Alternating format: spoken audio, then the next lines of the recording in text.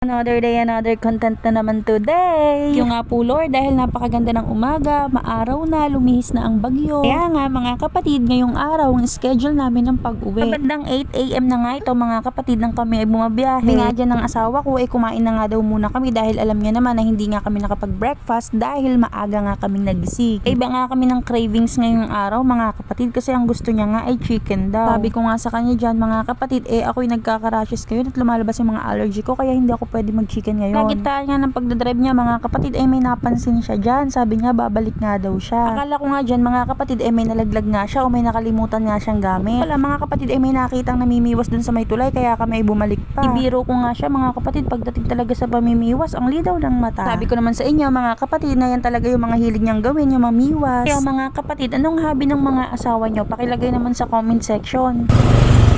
Kagat bossing. Kagatan. Walo.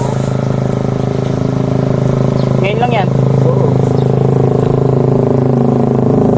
O diba mga kapatid, nagkakaintindihan talaga basta mga mangingisda ay mga anglers pala. Sabi niya pa nga sa akin dyan mga kapatid, aba labs nakita mo ba yon? Diba ang daming huli? Sabi ko nga sa kanya dyan mga kapatid, aba oo nga no. Sabi niya nga sa akin dyan mga kapatid, ang pain daw nun lumot daw. Umuoo na nga lang ako ng umuoo mga kapatid kahit hindi ko naman alam yung mga sinasabi niya. Ito nga mga kapatid, may nadaanan nga kami isang kainan. Tapos nung tinignan nga namin, parang natakam nga kami din sa mga ulam. Kaya nga sabi niya, kumain na nga muna daw kami. Tapos nga daw may pupuntahan nga daw kami. Sa mga punto nga to mga kapatid, tapos na nga kami kumain dyan. May tinitingnan ko nga dito si Amara mga kapatid, abay enjoy na enjoy talaga siya. Ganun nga rin yung mga gusto niyang gawin, yung mga gala, sakay sa motor. Tapos every time nga na may nakikita kaming mga kalabaw, ano kaya kabayo, tuwang-tuwa yan mga kapatid, talaga namang tinuturo niya pa. Naghihihiyaw mga kapatid. Kung nga sa asawa ko dyan mga kapatid, saan nga kami pupunta? Sabi niya naman daw, dun nga daw sa Mayambu Lake. Mukhang malapit lang naman daw mga kapatid, kaya puntahan na namin. Sabi niya nga dyan, para makagala-gala naman kami. At wala naman daw siyang gagawin ngayon. O di sino ba naman ako mga kapatid natatanggi na mahilig din sa gala. Sabi ko nga dyan, let's G!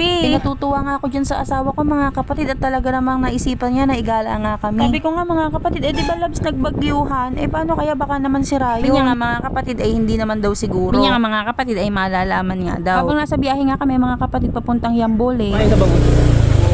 Tuod. May bangus ba doon ba? Nakita ka nga kaming mga kabataan na papunta rin dun sa Yambole. Daanan nga rin kami dito mga kapatid na ang ganda talaga ng ilog. Grabe mga kapatid, nakaka-relax tingnan lalo na sa personal. Grabe, sobrang ganda talaga. Ang sarap nga magtampisaw at saka maligo dyan mga kapatid. Mas ramdam na ramdam mo talaga mga kapatid yung init ng araw pero ang lamig ng simoy ng hangin. At talaga mga kapatid no, kapag ka marami talagang puno, nakaka-relax talaga mga kapatid at the same time makakalanghap ka talaga ng sariwang hangin. Dito nga mga kapatid no, nakita na nga namin tong welcome to Yambo. Di syempre mga kapatid, eto na nga yun. Hindi naman siya mahirap hanapin mga kapatid, mabilis nga lang ang pagpunta dito. So ayun nga mga kapatid, dito pala sa Yambo ay hindi lang pala to pasyalan. Kung ikaw nga kapatid ay yung tipong mahilig sa adventure ay talagang swak na swak to sa'yo. Nga mga kapatid meron din silang mga recreational activities. At mahilig ka nga rin sa nature trip pwedeng ka talaga dito dahil meron nga rin silang ino-offer na staycation. Ang kagandahan nga din mga kapatid dito sa mga bandang tabi may mga nagtitindang pagkain. Biglaan nga ang pagpunta namin dito mga kapatid at kakatapos lang ng bagyo malaki daw talaga yung inilaki ng tubig. Di ko nga ay sayang hindi natin nakita yung mga medyo damo na sinasabi nila dito sa gilid. Pero okay nga lang yun mga kapatid, sabi ko sa asawa ko may next time pa naman. Grabe mga kapatid no, napakaganda talaga kapag ganito yung mga nakikita mo. Busog na naman nga ang aming mga mata. Tuwa nga ako dyan mga kapatid at sinasabi ko nga sa asawa ko. Sinasabi ko nga kapatid sa asawa ko ng paulit-ulit, grabe no, napakabuti ni Lord, napakagaling ni Lord, nakakamangha si Lord. Kasi naman mga kapatid, tingnan mo naman yung ginawa niya, napakaganda talaga. Diba mga kapatid, paano pa kung beach na yung pinuntahan mo? Lake pa nga lang to mga kapatid. Pero talagang maa-appreciate mo yung kabutihan at yung ginawa ni Lord. Ay naku, lumalabas talaga yung pagka-OA ko mga kapatid kapag ganito yung mga nakikita ko. Ay mga kapatid, kitang-kita naman na enjoy